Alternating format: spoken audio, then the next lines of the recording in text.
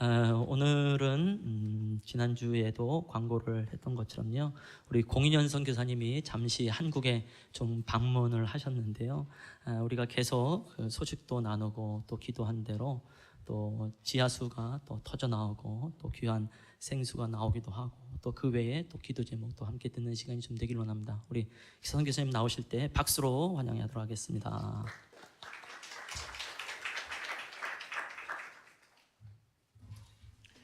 다시 뵙게 돼서 반갑습니다. 예.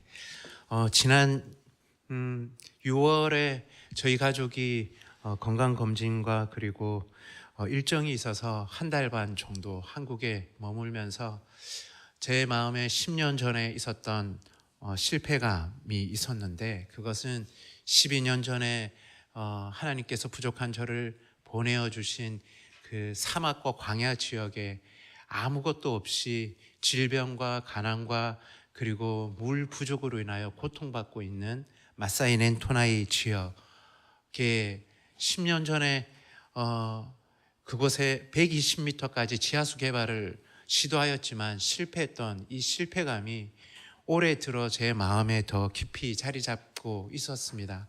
하지만 제가 가족과 함께 한국에 잠시 들어와서도 사실 지하수 개발을 다시 시도하는 것을 나누기는 너무나 힘이 들었습니다. 왜냐하면 여전히 우리 예선교회를 말씀드리는 것이 아니라 많은 선교에 대하여 관심이 있는 분들은 교회 건물을 짓는다든지 그리고 의료시설을 만든다든지 학교 건축을 하는 데는 마음이 있지만 실패할 가능성이 있다라고 전제한 지하수 개발에 대한 부분에 대해서는 마음을 열기가 쉽지 않은 것 같다라는 제 마음의 부담감이 있었습니다. 제가 6월 초 그리고 7월 중순까지 한국에 머물면서 이 마음을 아주 가까이 지내는 분들 외에는, 그리고 기도 편지로는 지하수 개발을 다시 시도할 것에 대해서 나눌 수가 없었습니다. 사실 그곳에서 물은 생명과 같은 문제입니다. 우리가 설거지하면서 머리를 감으면서 샤워를 하면서 흘려보내는 그 물과는 비교될 수 없는 물의 부족, 그리고 물 부족으로 인하여 가축들이 배설물들을 쏟아낸 그 물을 끓여서 먹고 살아가는 그 땅의 사람들의 삶에 대한 고민들을 계속 가지고 있었던 겁니다. 그런데 저에게 지난 여름 한국에 체류할 동안 전화를 받게 되었습니다. 저와 개인적인 교제가 전혀 없는 감리교의 남자 권사님으로부터 만나자는 연락이었습니다. 그래서 이분을 만나게 된 곳은 요양병원이었습니다. 이분은 췌장암 말기 환자셨는데 본인의 삶을 약 2시간 동안 눈물을 흘리며 나누어 주시는 겁니다. 이야기를 다 듣고, 그리고 이분이 이제 저에게 선교사님 케냐에서 어떻게 사냐고 저에게 물으셔서 제가 케냐에 사는 이야기를 조금 나누고, 마지막으로 이분이 저에게 물으셨던 것이 선교사님 현재 필요한 것이 있습니까? 라고 저에게 질문을 하셨습니다. 저는 먼저 필요를 저에게 묻기 전에는 필요를 나누기가 부끄러워서 잘 나누지 못하는 사람인데, 그분께 10년 전에 실패했던 지하수 개발에 대한 것을 잠시 나누었습니다. 그리고 헤어졌죠. 케냐에 돌아가서 저에게 실제적인 어려운 공동체의 문제 앞에 서게 되었습니다. 그 문제는 저희 마사이넨 토나이 지역에 현재 학교와 교회와 보건소가 있습니다. 이 보건소는 저희 지역뿐만 아니라 또 다른 의료시설을 받을 수 없는 다른 사람들에게 실제적인 생명을 살리는 축복의 통로로 있습니다. 그런데 어떤 문제가 생겼냐 하면, 저희 보건소의 보건의와 저희 학교의 교장 선생님은 저희 공동체에 가장 영향력이 있는 분인데, 이 두 분의 관계가 깨어졌고, 그리고 이로 인하여 공동체에 파당이 생기고 많은 거짓 소문들이 생기는 그런 상황이었습니다. 저는 개인적으로 우리 보건의를 만나서 이야기를 듣고, 그리고 우리 교장 선생님을 만나서 이야기를 들었습니다. 그리고 기도하면서 제가 두 분께 요청을 했습니다. 함께 얼굴을 대면하여 우리 다시 이야기하자고. 두 분은 서로를 만나기를 원하지를 않았습니다. 하지만 제가 처절한 마음으로 간청하여 저와 함께 세 명이서 이야기를 하게 되었습니다. 약 2시간이 넘는 동안 이분들의 이야기를 들었습니다.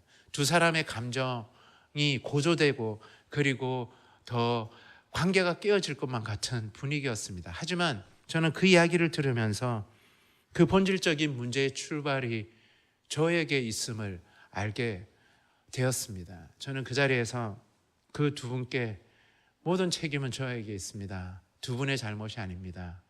저에게 한 번 더 기회를 주십시오. 용서를 구합니다.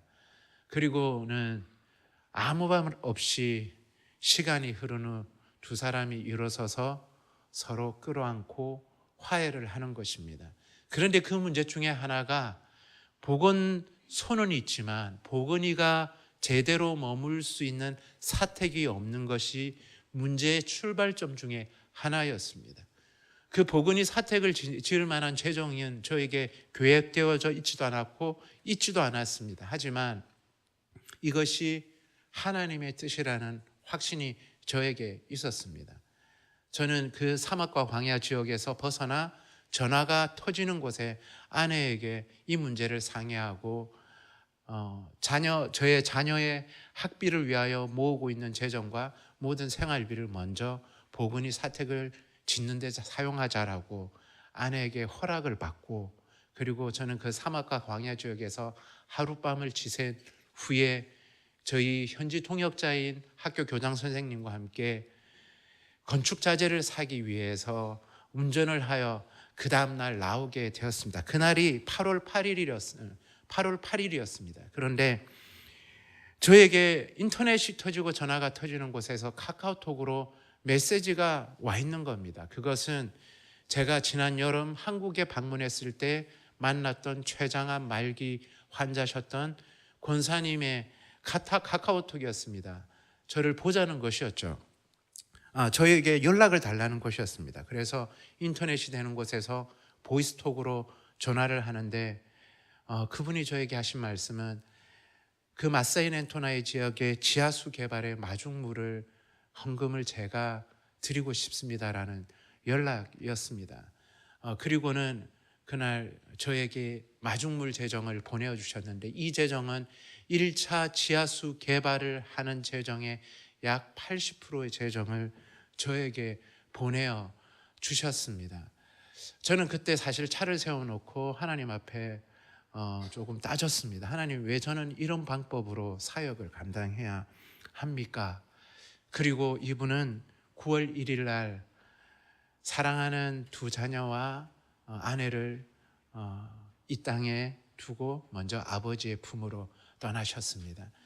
그리고 시간이 지나서 저에게 이제 100만 원 정도의 재정이 채워지면 1차 지하수 개발을 할 수 있겠다라는 생각을 한 그날 저에게 카카오톡이 왔습니다. 이 카카오톡은 2014년 4월 16일 날 아들을 잃은 창현 엄마 최순아 집사님으로부터 온 카카오톡이었습니다. 이분은 제가 이 현재 100만 원의 재정이 더 필요합니다라는 것을 그 누구에도 나누지 않았던 상황인데 왔던 내용은, 선교사님 100만 원의 재정을 보냅니다. 그곳에 꼭 주님이 허락하시는 생명의 물이 터져 나오기를 원합니다라는 내용이 저에게 왔습니다.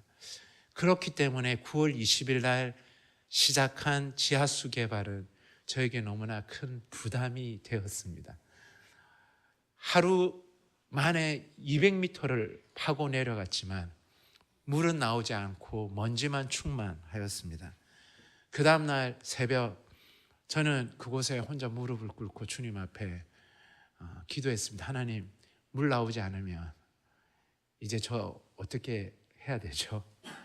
그리고 다시 아침부터 물을 파기 시작했는데 234m에서 물이 터져 나오기 시작했고 255m까지 물을 파게 되었습니다. 여러분, 약 250m는 쉽게 생각하면 우리 아파트가 예를 들어서 2.5m 높이라고 한다면 100층을 지하를 판 것입니다. 그리고 현재 그곳에 그곳에서 600m 떨어져 있는 교회와 450m가 떨어져 있는 학교와 550m가 떨어져 있는 보건소까지 지하 250m의 지하 물관을 넣고 그리고 수중 펌프를 놓고 그 위에 물 타워를 세우는 쉽지 않은 2차 지하수 개발을 진행하고 있습니다. 이제 기도 제목을 나누고 선교 보고를 마치고자 합니다. 기도 제목은 사실 2차 작업이 현재 쉽지는 않은 상황입니다.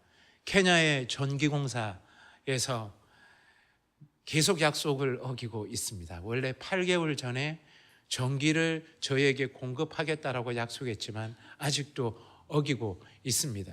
그런데 원래 저희 학교까지는 전기가 들어와 있는데 이 전기가 가정용 전기입니다.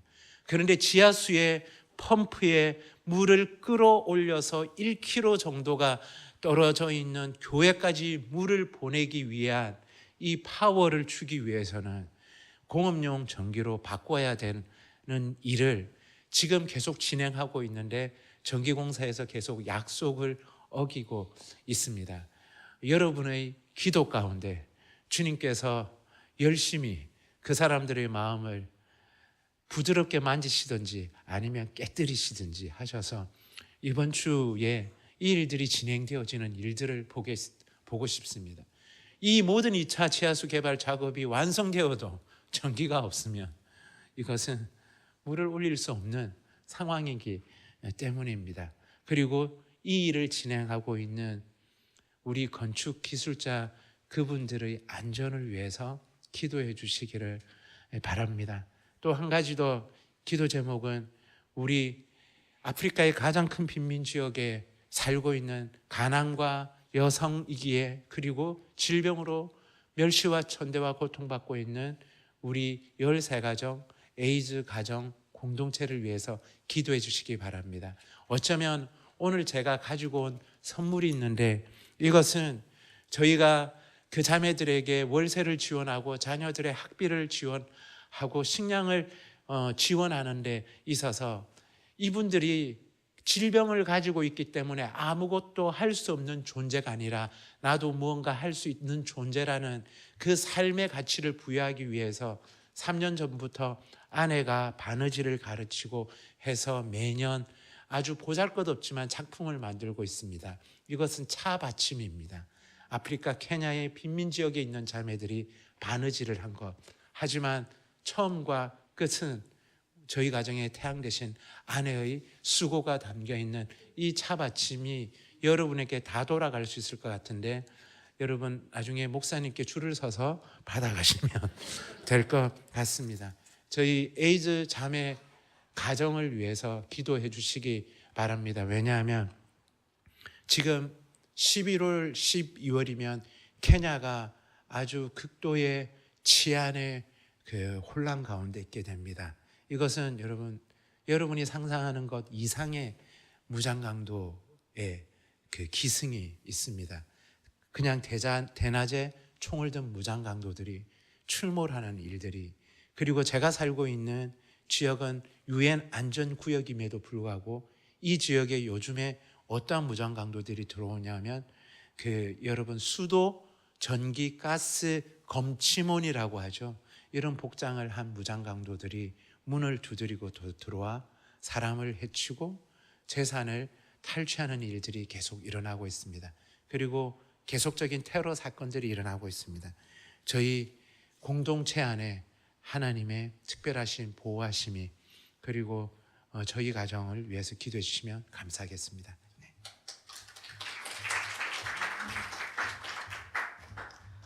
예, 함께 소식을 들으면서 그런 생각이 드네요. 그야말로 밑 빠진 독에 물 붓기라는 생각이 많이 들면서 우리 공성교사님이 콩쥐구나라는 생각이 좀 많이 들더라고요. 누가 그 독을 밑을 깨트려서 줬는지 모르겠습니다만은 그 깨진 부분을 막을 수 있는 좀 두꺼비가 좀 있어야 되지 않을까라는 생각을 하게 되어지고 아마 하나님이 좀 두꺼비들을 많이 세우시지 않을까라는 생각을 하게 됩니다.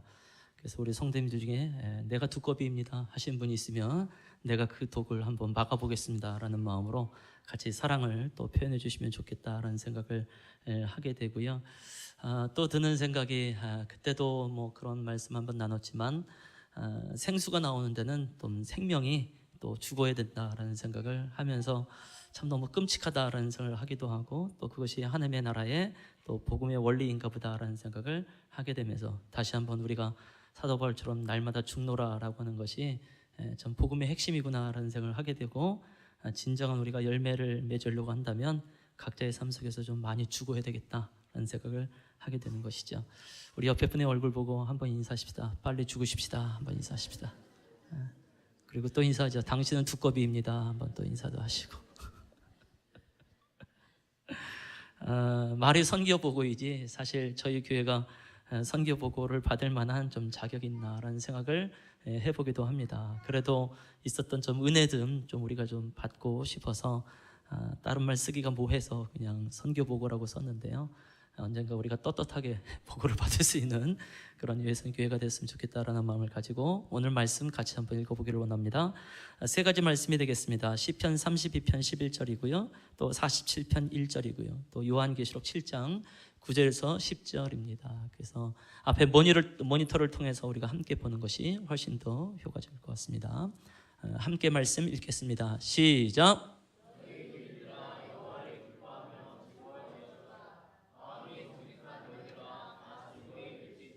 47편 1절도 있습니다.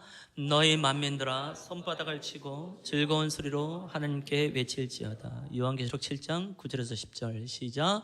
이 일 후에 내가 보니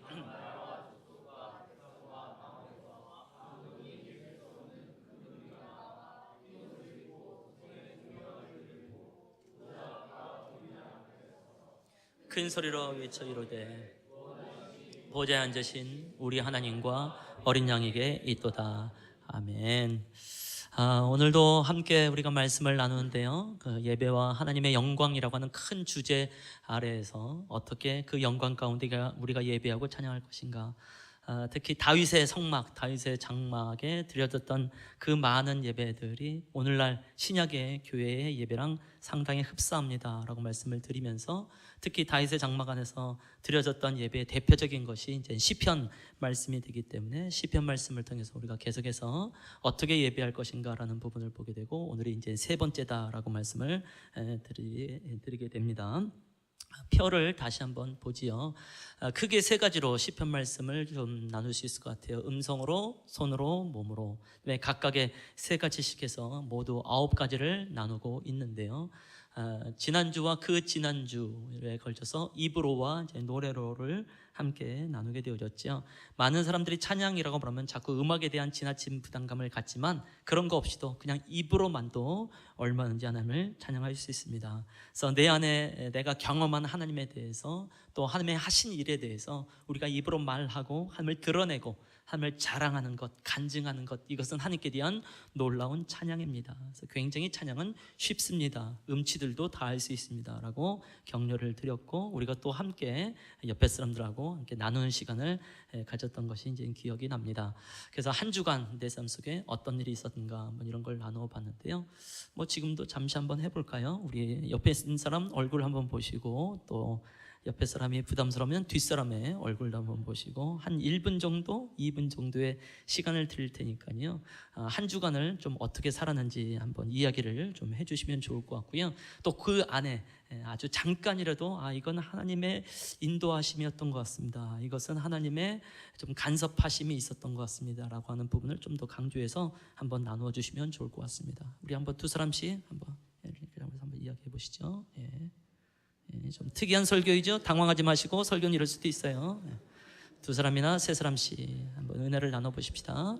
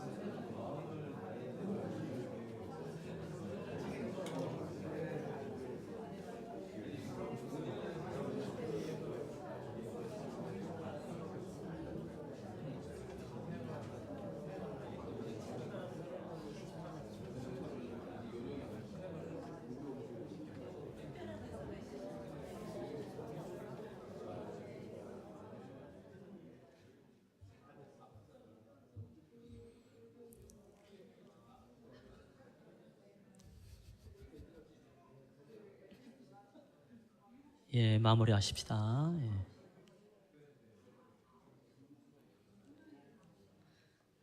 하자고 할 땐 당황하시더니 끝이 안 나는군요.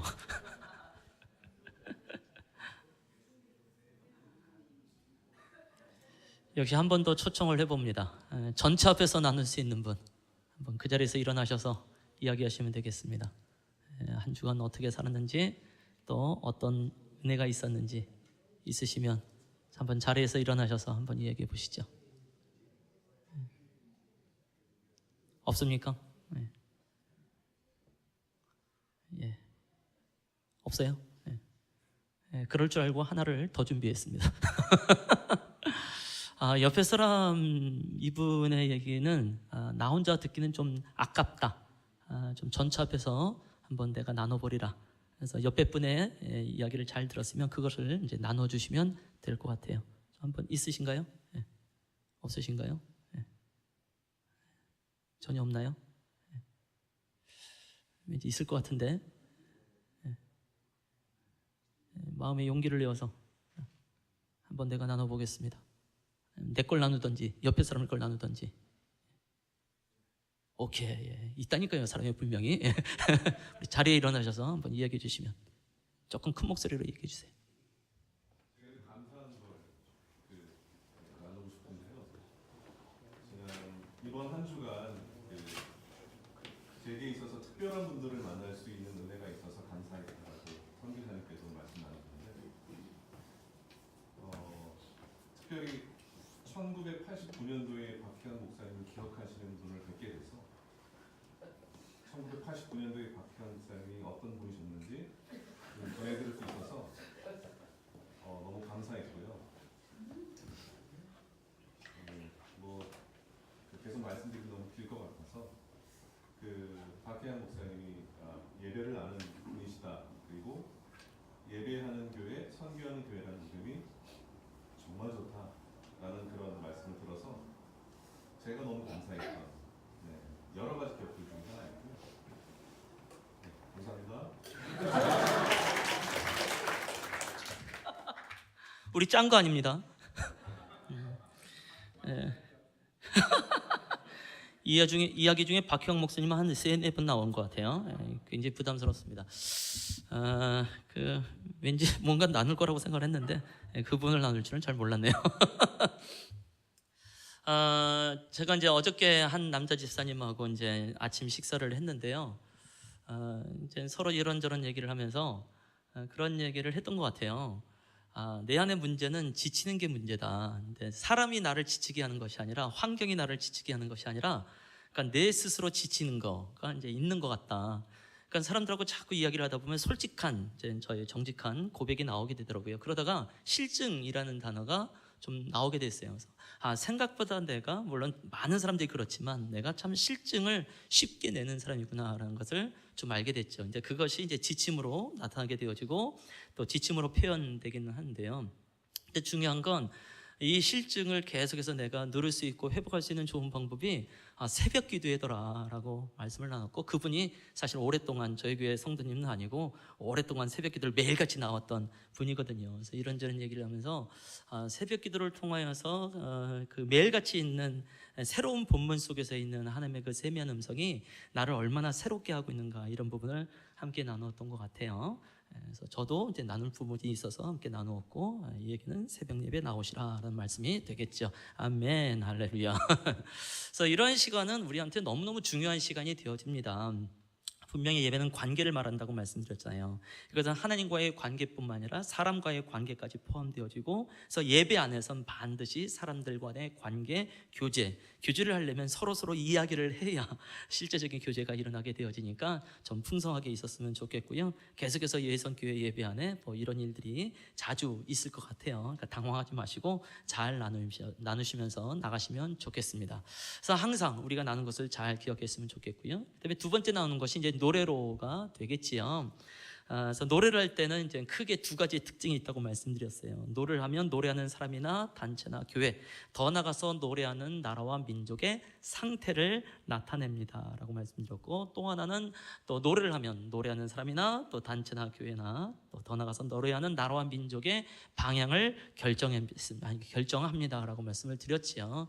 그래서 그 방향의 결정에 대해서 예를 들은 게 군가였었고 또 데모가였었고, 누군가가 또 그 데모를 하다가 안기부에 끌려갔더라 뭐 이런 얘기를 했는데, 그런 분을 오늘 다시 또 만나게 됐다 뭐 이런 얘기를 드릴 수 있을 것 같아요. 그래서 노래의 그 힘, 노래의 그 파워가 있습니다라고 말씀을 드리는 것이고, 동시에 또 노래하는 사람들의 마음의 상태를 알 수 있습니다. 그것은 찬송도 마찬가지입니다라는 것이 되겠지요. 그래서 찬송을 부르면 찬송하는 사람, 개인이나 교회의 영적인 상태가 무엇인지 잘 알 수 있습니다라고 말씀을 드리는 것이고, 조만간 이제 우리가 함께 또 배우면서 이제 부르게 될 찬양이 하나가 있는데요. 최근에 한 단체에서 만들어진 아주 새로운 노래입니다. 제목은 기쁨의 날 주시네라는 제목인데요. 약간 가사의 내용은 우울하긴 합니다. 주님은 내 맘의 아픔 알아주시니 지난밤 눈물 지워주시고 라는 가사가 앞줄에 나오게 됩니다. 그러니까 키워드가 이제 아픔이란 말이 되고 눈물이란 말이 되어지죠. 그래서 약간 좀 우울하지만 이제 결론적으로는 이제 기쁨의 날 주신다라는 걸로 바뀌어지는데요. 기쁨의 날 주시네 그 앞에 뭐라고 되어 있냐면 아픈 만큼 기쁨의 날 주시네라고 되어 있어요. 그래서 이 가사 때문에 이 찬양이 갑자기 확 뜨고 소위 말해서 이제 인기 차트에 이제 1위로 올라 있는 것을 발견하게 됩니다. 아픈 만큼 기쁨의 날 주시네. 아멘. 우리 각자 뭐 아픔의 시간이 있었지 않겠습니까? 근데 그만큼 또 기쁨의 날을 주시는 분이다 이렇게 말합니다. 근데 전체적인 분위기는 약간 우울한 거예요. 또 이런 찬양이 한국 교회 안에 금방 또 이렇게 퍼지게 되어지고 불려지게 되는 걸 보면서 요즘 한국 교회의 정서가 영적 상태가 좀 이런가 보다라는 생각을 좀 많이 하게 되는 거죠. 그럼 우리 예선교회도 한국 교회하고 뭐 다를 것이 없는 거니까 아마 우리의 정서가 좀 이런 게 아닌가. 그래서 이런 찬양을 쓰기는 합니다만 약간 좀 불편하다, 약간 좀 찜찜하다는 생각을 좀 하게 되고, 언제쯤 하나님께서 이 한국 교회의 찬양을 훨씬 더 밝게, 훨씬 더 부분 가운데 나가게 할 것인가, 좀 그런 생각, 그런 소망을 갖게 되어지고요. 그 하나님의 인도하심을 좀 잘 따라 나가야겠다라는 마음을 갖게 되어지고, 또 예선교회가 그런 교회가 됐으면 좋겠다라고 말씀을 드리는 것이죠. 그래서 노래의 특징을 잘 생각하면서 나의 상태를 돌아보고 또 우리가 어느 방향으로 가겠는가를 한번 분별해 보시면 좋겠다는 거죠. 특히 지난주에 이제 우리가 새로운 찬양, 새 찬양, 신령한 노래, 즉흥적인 노래에 대해서 함께 적용하는 시간이 있었어요. 어떻게 잘 하셨는지 모르겠지만 제가 볼 땐 굉장히 좀 잘하고 계시지 않나라는 생각을 하게 되고, 오늘은 또 그럴 만한 시간이 없기는 했었는데요. 계속해서 또 예선교회 예배 안에 즉흥적으로 찬양할 수 있는 시간을 이제 계속해서 갖고자 합니다. 특히 이제 맨 마지막에 불렀던 찬송, 제가 참 중등부 시절서부터 좋아했던 찬송인데요. 내 영혼의 그윽히 깊은 데서 맑은 가락이 울려나네. 하늘 곡조가 언제나 흘러나와 내 영혼을 고이 싸네. 내 영혼의 그윽히 깊은 데서, 이 깊은 데서라고 말을 하는 것도 굉장히 참 귀한 표현이지만, 그윽히라고 말하니까 깊은 것 중에서도 훨씬 더 깊은 것을 말한다는 생각이 들게 되더라고요. 그래서 가사가 참 중요하구나라는 생각을 하게 되죠. 그래서 우리의 영혼의 깊은 것을 우리가 좀 봤으면 좋겠다라는 생각을 그 찬양할 때마다 좀 많이 하게 되어지고요. 그 깊은 곳에 맑은 가락이 있습니다. 그래서 누구든지 하나님을 찬송할 수 있는, 누구든지 하나님을 예배할 수 있는 맑은 가락이 있습니다. 하나님께서 이미 우리 가운데에 다 심어 놓으신 분인 줄로 믿습니다. 이것은 음치다, 뭐 노래를 잘한다, 그런 거하고 전혀 상관없는 문제이죠. 그래서 하늘 곡조가 언제나 흘러나와 그것이 하늘의 곡조가 되어져서 하나님을 예배하고 하나님을 찬양할 수 있습니다라고 말을 하니까 얼마나 귀한 것입니까? 그래서 우리가 이제 가사를 보고 우리가 알고 있는 곡조로 부르는 것도 참 중요하지만, 내 영혼의 깊은 곳에서부터 나만의 가사로, 나만의 멜로디로서 하나님을 찬양하면서 그것이 하늘 곡조가 되어지고 그 찬송 중에 계시는 주님을 만나는 것이 또 하나의 좀 특권이 아닌가라는 생각을 해보게 됩니다. 그래서 계속해서 예선교회 예배 안에서 그런 은혜를 누렸으면 좋겠다라고 말씀을 드리고 싶고요. 오늘은 이제 세 번째와 네 번째를 함께 나눠보기를 원합니다. 세 번째가 큰 소리가 되겠고요. 그 다음에 손으로의 첫 번째가 손뼉으로가 되겠습니다. 그래서 이것에 대한 적용도 한번 이따가 할 거거든요. 그래서 주보에는 이제 내 영이 주를 찬양합니다라고 되어 있는데 제가 찬양단한테 얘기를 미리 안 했었네요. 보니까. 그래서 각자 악보를 좀 준비를 해주시고 이따 설교 후에 이 찬양을 합니다라는 것을 좀 기억해 주시면 좋겠습니다. 다시 한번 시편 32편 11절 말씀을 좀 읽어보기를 원합니다. 함께 말씀을 읽지요. 32편 11절 말씀입니다. 시작.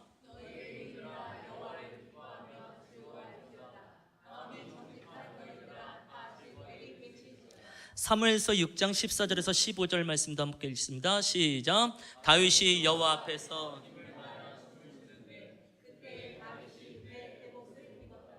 다윗과 온 이스라엘 족속이 즐거이 환호하며 나팔을 불고 여호와의 궤를 메어 오니라. 98편 7절도 있습니다. 시작. 바다와 거기 충만한 것과 세계와 그 중에 거주한 자는 다 외칠지어다.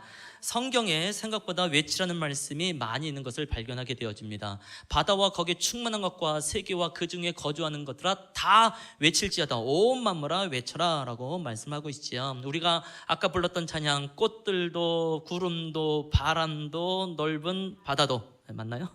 아무튼 지난번에 말씀드렸던 것처럼 성경 말씀을 보면 온 피조물들 중에 하나님을 찬양하지 않는 존재는 사람밖에 없다. 이미 온 피조물이 하나님을 찬양하고 있다라고 말하는데 오늘 같은 경우 보니까 다 외친다라고 말씀하고 있는 것을 발견하게 되어지죠. 다시 한번 아까 읽었었던 사무엘하 6장 14절 15절 말씀을 보게 되면 다윗이 이제 법궤를 옮겨오는 과정이 되지 않습니까? 그래서 여호와의 궤를 메어 오니라. 그래서 이것이 얼마나 기쁜지 14절 말씀 보니까 다윗이 춤을 췄어요. 그것도 힘을 다하여 춤을 췄던 것을 발견하게 되어지고 이 부분 이제 나중에 12월 말에 가서 우리가 함께 열심히 또 춤을 추면서 나가게 되겠습니다만은 이것과 함께 15절 말씀 보면 다윗과 온 이스라엘 족속이 즐거이 환호하며라고 되어 있습니다. 그러니까 우리가 분위기를 상상할 수 있겠죠. 굉장히 많은 악기가 울려지고 노래가 있게 되어지고 그 다음에 이제 다윗은 힘을 다해서 춤을 추게 되어지고 거기다가 환호까지 있게 되어지니까 그야말로 완벽한 잔치다,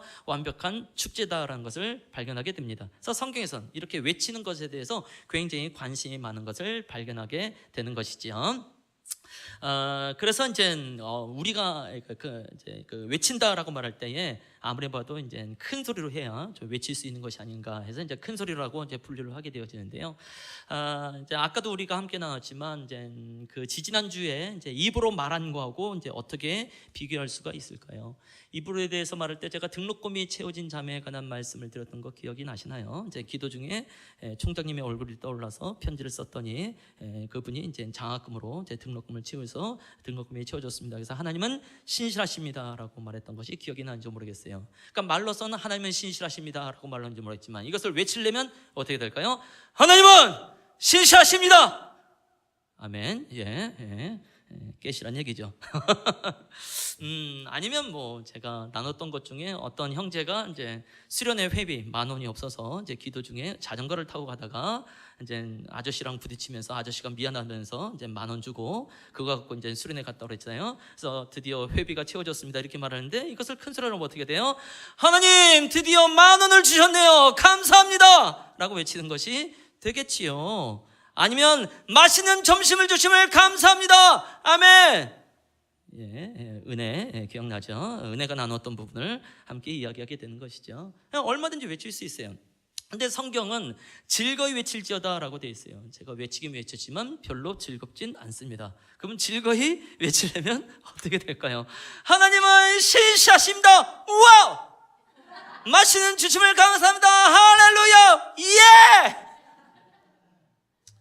당황하지 마시고 우리가 말씀대로 찬양해야 되고 가사대로 찬양을 해야 되는 사람들이니까 제가 이제 지난주에 할렐루야의 할랄에 대해서 말씀을 드렸어요. 할렐루야의 할랄은 찬양하다, 자랑하다라는 뜻이 있다고 그랬습니다. 야는 여호와의 준말이라고 그랬어요. 그래서 할렐루 하게 되면 찬양하라 누구? 야 여호와를. 근데 이 할랄은 찬양하다, 자랑하다라는 뜻과 함께 바보스러울 정도로 시끄럽게 하다, 미친 듯이 소리를 지르다라는 뜻도 있더라고 말씀을 드리는 것이죠. 그동안 우리가 들었던 할렐루야는요 굉장히 은혜로웠습니다. 할렐루야 많이 들어보셨죠? 아니면 굉장히 멋있었죠? 할렐루야! 아니면 전통적인 부흥 강사님이 오셨으면 할렐루야 뭐 이런 거 많이 들었어요. 근데 이것은 원어에 충실한 게 아니죠. 바보스러울 정도로 시끄럽게 미친 듯이 소리를 지르려면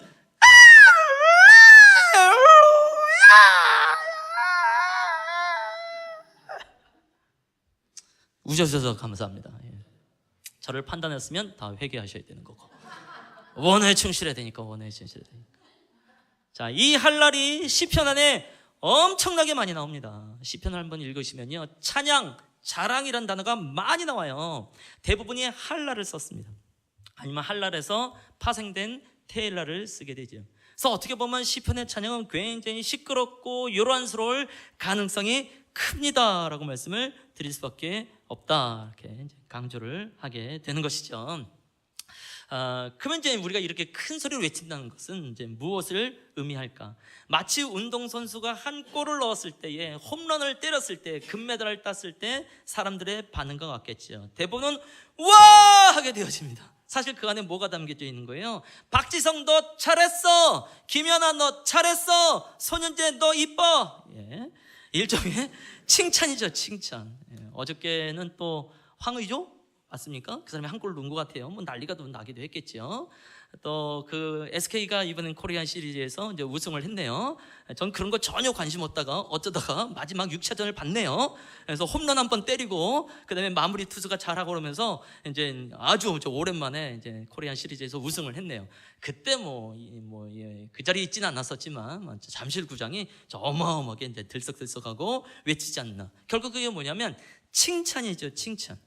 그래서 우리가 하나님께 큰 소리로 외친다는 것은 하나님을 칭찬하는 것과 같습니다라는 거예요. 근데 좀 부담스럽지 않습니까? 우리는 칭찬이라고 하면 위에 사람이 아래 사람을 칭찬하는 거라고 생각하는데, 반대로 하나님을 찬양하고 크게 외친다는 것을 하나님을 칭찬한다고 말을 하니까 성경에 이제 송축이란 단어가 많이 나옵니다. 찬양으로 나오죠. 주의 이름 송축하리, 내 영혼아 여호와를 송축하라, 내 속에 있는 것들아 다 여호와를 송축하라 라고 나옵니다. 굉장히 멋있는 말인 줄 알지만 무슨 뜻인지는 잘 몰랐던 거죠. 근데 영어 성경으로 보면 이 송축이라는 단어가 bless로 되어 있습니다.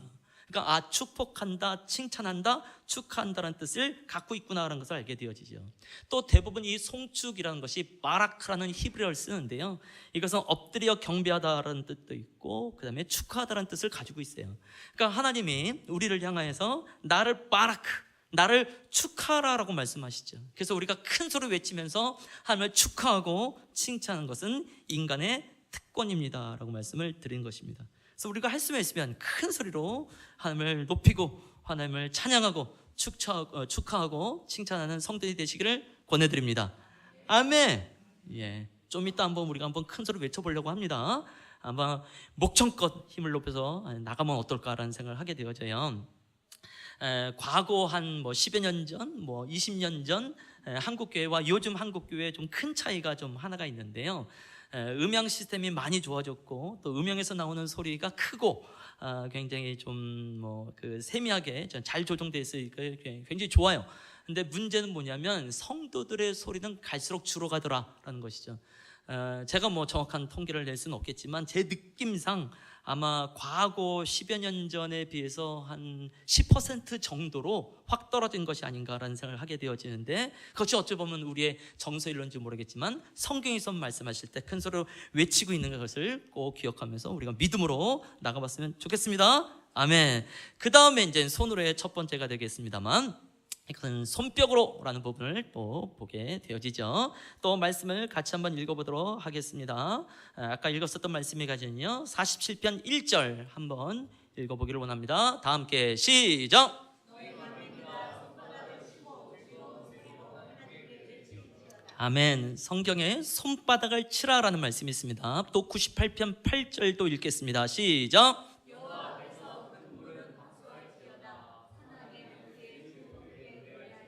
산악이 즐겁게 노래한다라고 말되어 있지만 또 큰 불이 박수를 친다라고 되어 있습니다. 그러니까 파도 치는 것을 시편 기자는 박수 친다라고 이해를 한 거겠지요.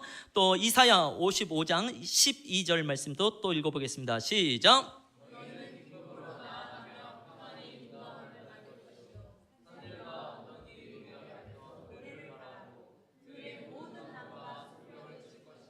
들의 모든 나무가 무엇을 한다고요? 손뼉을 친다는 거예요. 그러니까 파도 치는 것을 박수 치는 것으로 이해를 했고, 나무들이 흔들리면서 서로 부딪히는 것을 손뼉 치는 것으로 이해를 하고 있는 이제 시편 또 이사야 선지자를 발견하게 되는 거죠. 그래서 의외로 성경 안에서는 박수 쳐라, 손뼉 쳐라, 손바닥을 치라는 말씀이 있어요. 어떻게 보면 굉장히 뭐라고 해요? 세속적인 표현일런지도 모르겠어요. 솔직히 이제 전 고등부 때까지 예배 때 박수를 쳐본 기억이 없습니다. 특히 저희 교회가 더 그런지 모르겠지만 그때 당시만 해도 박수 치는 것은 왠지 세속적인 것인가 아니야라는 생각을 하게 됐죠. 근데 오늘 성경 말씀을 보니까 분명히 손바닥을 치고 박수 치고 손뼉을 치란 말씀이 있습니다. 결국 박수 치는 것은 거룩한 행위구나, 성경에 기록되어 있으니까. 그래서 우리는 박수를 칠 때 말씀에 의지하여 믿음으로 쳐야 되는 거야. 기분 좋아도 박수 치지만 기분 나빠도 박수 쳐야 되구나. 왜? 말씀이 우리한테 가장 중요한 부분이 되기 때문에 그렇죠. 자, 근데 47편 1절 말씀을 보니까 만민들아 손바닥을 치고 라고 돼 있어요.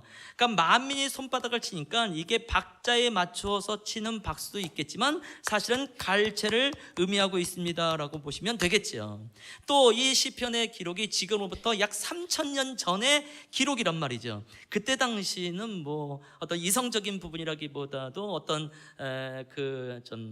합리적인 음악적인 어떤 부분이라기보다도 상당히 즉흥성이 좀 많을 수밖에 없는 상황이 되어지죠. 그래서 갈채를 의미하는 것이 훨씬 더 맞지 않나라는 생각을 하게 되어지고, 그래서 동일하게 박수 치는 것도 하나님께 칭찬한 것과 마찬가지다 이렇게 말씀드릴 수밖에 없고, 사람은 또 큰 소리로 외치면 자연스럽게 박수를 칠 수밖에 없는 것을 발견하게 되지 않나요?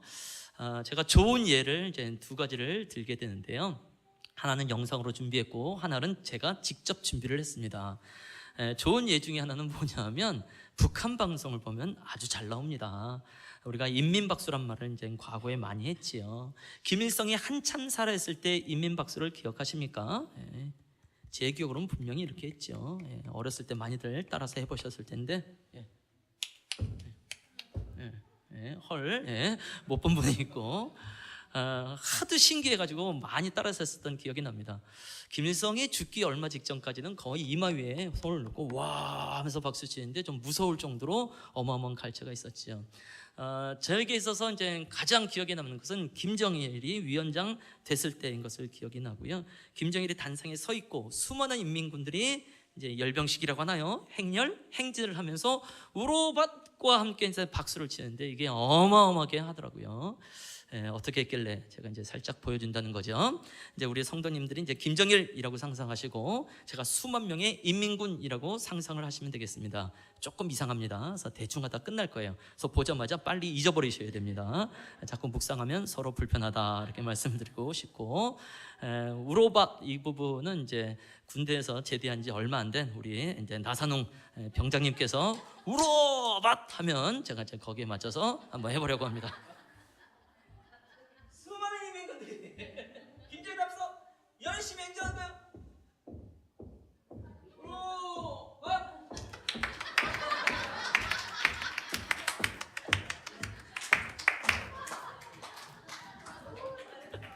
굉장히 부담스러워하는데요. 김대중 전 대통령이 방북하기 얼마 전까지 TV에서 정말 많이 나왔던 거예요. 그래서 그때 당시 그것을 보고 저거 우리가 하나님께 박수 칠 때 최소한 저 정도는 해야 되지 않겠는가. 한 인간을 위해서도 저렇게 박수 치는데 우리 하나님의 임재가 있을 때 박수 치고 큰 소리 외치는 것은 마땅하다라고 말씀을 드리는 것이죠. 또 하나는요, 2002년도 월드컵 때입니다. 8강전 승부차기에서 우리 홍명보 선수가 한 골을 빵 넣었을 때 기억을 하시는지 모르겠습니다. 함께 보죠. 넣으면 승부가 결정이 나고요. 넣으면 끝나고 못 넣으면 계속됩니다. 안종환 선수가 넣었기 때문에 네. 지금 홍명보 선수가 넣으면 넣으면 끝납니다. 4대 3으로 말이죠. 네. 경기는 자, 끝납니다. 골! 홍명보!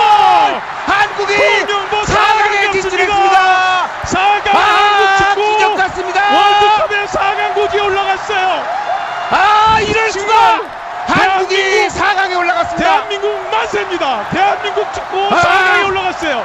무등산이 내려본다 그러지 않았어요? 민주화의 성지 네. 빛골 광주에서 한국 축구는 정말 또 새로운 역사를 쓰는 기쁨의 순간입니다. 기억나십니까?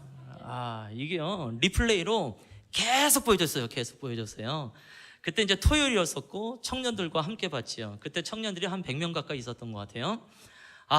정말 5분 이상 기립박수 하더라고요. 하이파이브, 하이 배치기 막 난리가 났습니다. 저도 열심히 갈채를 드리다가 순간 배신감이 느껴졌어요.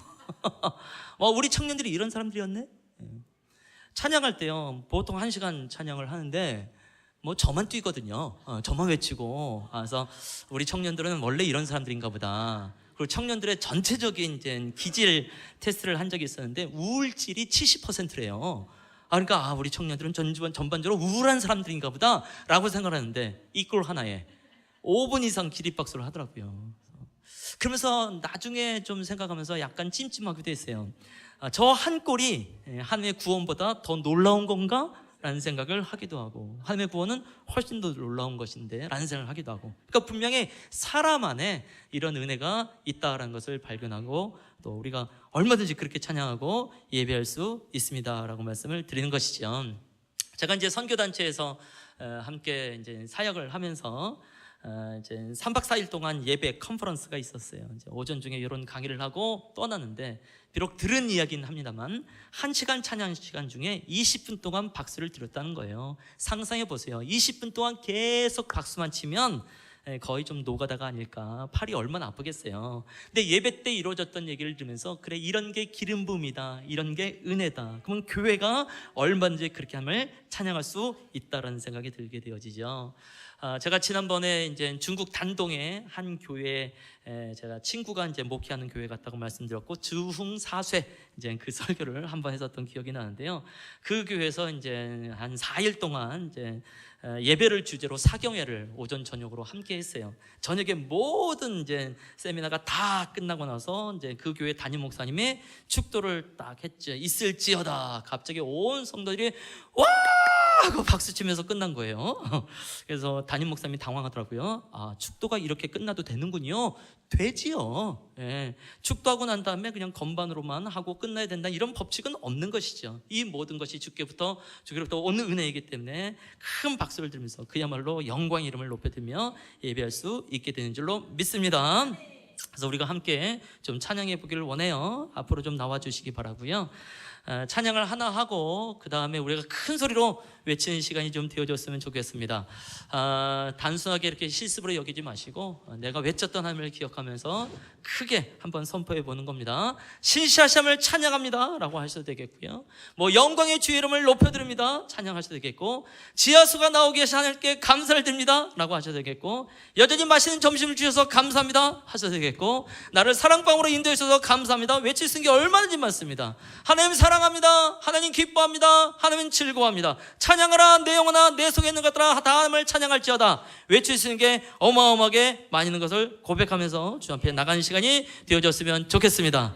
저도 기타를 준비하겠습니다. 그래서 찬양을 하나 부르고 그 다음에 나가보죠. 일단 자리에서 일어나겠습니다. 내 영이 주를 찬양합니다 한번 하면서 나가보죠. 일단 기타로 갈게요. 내 영이 주를 찬양합니다. 내 영이 주를 찬양합니다. 내 영이 주를 찬양합니다. 내 영이 주를 찬양합니다. 한 번 더. 내 영이 주를 찬양합니다. 내 영이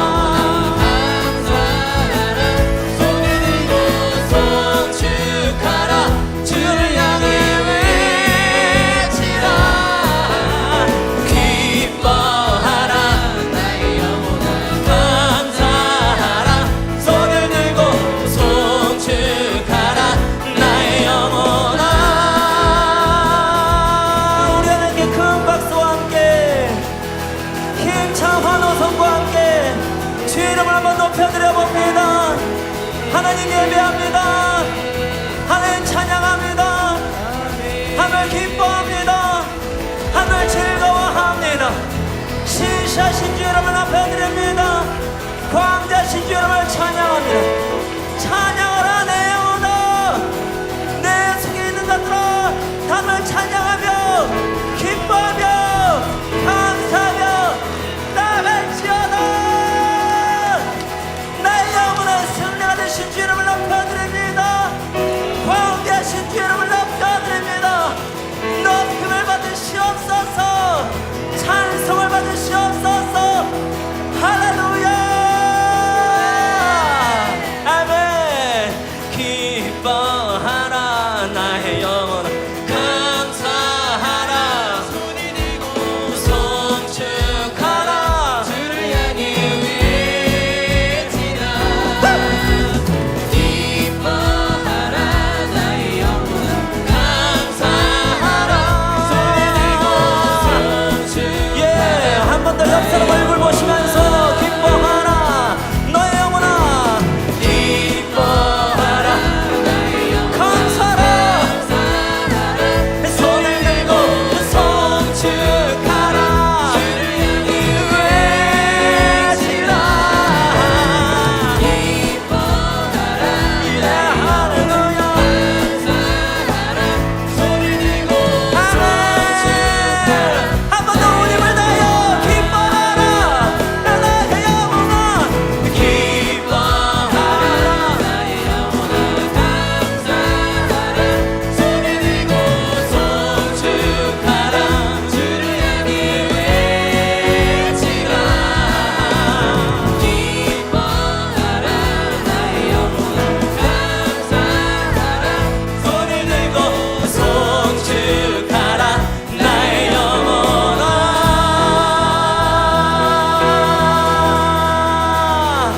아멘. 주님 기뻐합니다. 주님 즐거워합니다. 할렐루야. 우리 옆에 분을 보고 인사하죠. 기뻐하십시다. 옆에 분에게 얼굴 보고 즐거워하십시다. 축도로 마치겠습니다.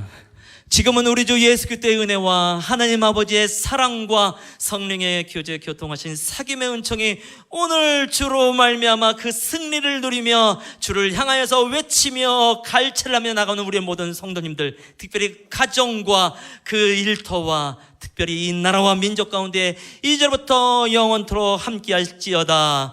아멘.